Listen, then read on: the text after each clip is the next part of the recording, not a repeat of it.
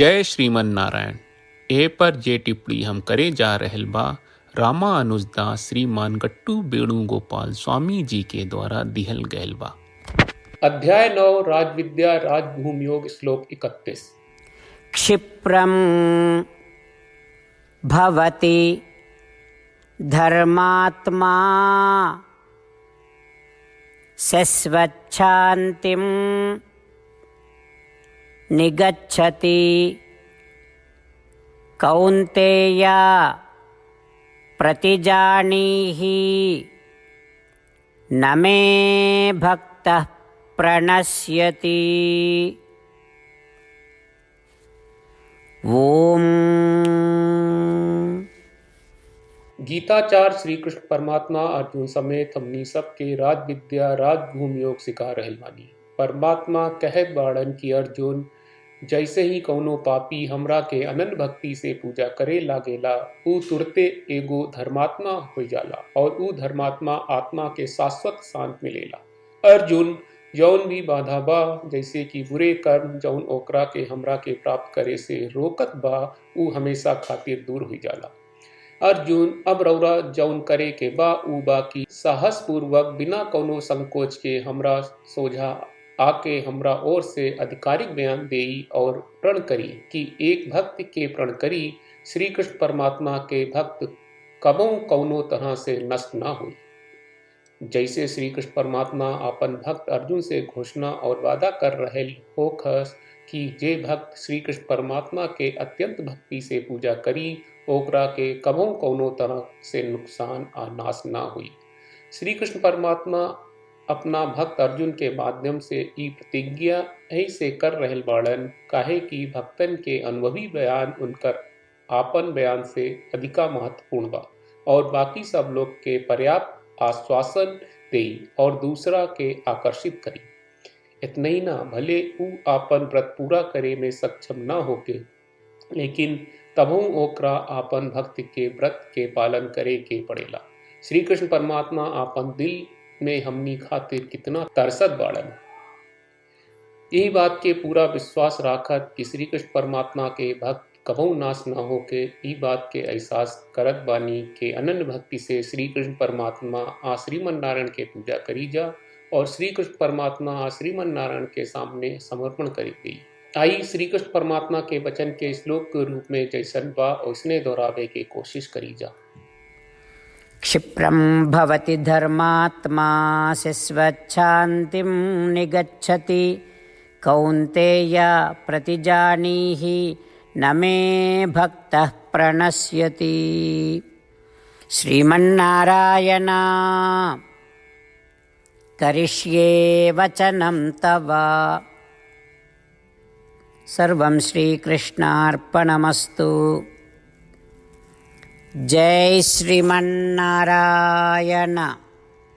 श्रीमद् भगवत गीता का पूरा सार श्री कृष्ण परमात्मा ने अध्याय 18वें के श्लोक 65 से 70 में 8 काम करे खातिर दिले बाड़े। श्री कृष्ण कहले, हम ओ लोगन से प्रेम करनी जो लोग इन 8 बातन के मान तारे। हम ओ भक्तन के हर तरह से रक्षा करब। श्री कृष्ण परमात्मा के द्वारा बोलल गईल संपूर्ण भगवत गीता सुनला के बाद अर्जुन कहले, करिष्ये वचनम त्वा, जेके मतलब बा कृष्ण मैं वही करब जौन आप कही। यही कारण बा श्री कृष्ण अर्जुन के हर तरह के सफलता आ विजय प्रदान करेले। आई परमात्मा के आपन व्रत देई कि हमनी के ये 8 गौ कर्म के पालन करी जा।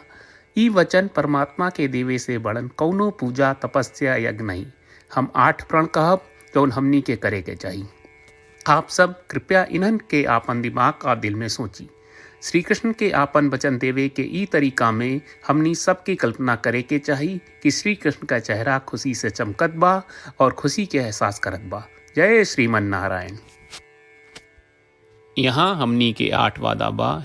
हमनी के पहला वादा, हे श्रीमन नारायण, आपका निर्देश के मुताबिक हम हमेशा तोहार ध्यान करब और तोहार बारे में सोचब।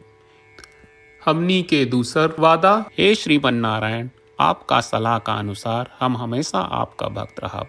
हमनी के तीसर वादा, हे श्रीमन नारायण, हम आपन सब काम तोहरा सेवा के रूप में और तोहरा संतुष्टि खातिर करब। हमनी के चौथा वादा। हे श्रीमन नारायण, जैस की आप माने के कहले रहलू, हमरा बहुत विश्वास बा कि हम आपके होई और हम हमेशा आपन दोनों हाथ जोड़ के आपके नमस्कार करब और आपकी पूजा करब। हमनी के पांचवा वादा। हे श्रीमन नारायण, हमरा के तोरा बात माम एकम शरणम ब्रज 1866 याद कहले, जहाँ आप हमरा के आपन का अर्पित करे का कहा। श्रीमन नारायण, मैं हमेशा तोहरे शरण में रहब।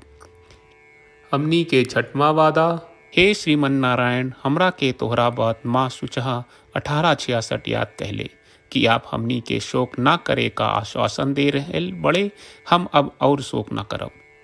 हमनी के सातवां वादा। हे श्रीमन नारायण, आपने हमरा खातिर श्रीमद् भगवत गीता के वितरण करके हम सबके कृपा कहले और आशीर्वाद दहले बा। हम वादा करत बानी कि रोजाना कम से कम एक श्लोक पढ़ब या सुनब। हमनी के आठवां वादा। हे श्रीमन नारायण, आप गीता के पूरा मानवता तक ले गयलू। हम गीता में आपके दिव्य वचन के उन भक्तन तक पहुँचावे के प्रयास करब जे गीता से अपरिचित बा। हे श्रीमन नारायण, हम उई करब जौन तू करे का कहब। हम ऐसन व्यवहार करब जैसन आप चाहत बानी और हम खाली आपका खातिर काम करब। श्रीमन नारायण के रोज आपन वचन देहल कि हम ओइस करब जैस आप कहत बानी, ई अपने आप में बड़न पूजा बा। श्रीमन नारायण, करशे वचनम त्वा। श्रीमन नारायण, हम तोरे निर्देश के मुताबिक काम करब। सर्वम श्री कृष्ण अर्पणम अस्तु। जय श्रीमन नारायण। क्षिप्रं भवति धर्मात्मा शश्वच्छान्तिं निगच्छति कौन्तेय प्रतिजानीहि न मे भक्तः प्रणश्यति। ओम क्षिप्रं भवति धर्मात्मा शश्वच्छान्तिं निगच्छति कौन्तेय प्रतिजानीहि न मे भक्तः प्रणश्यति। श्रीमन्नारायण, करिष्ये वचनं तव। सर्वं श्रीकृष्णार्पणमस्तु। जय श्रीमन्नारायण।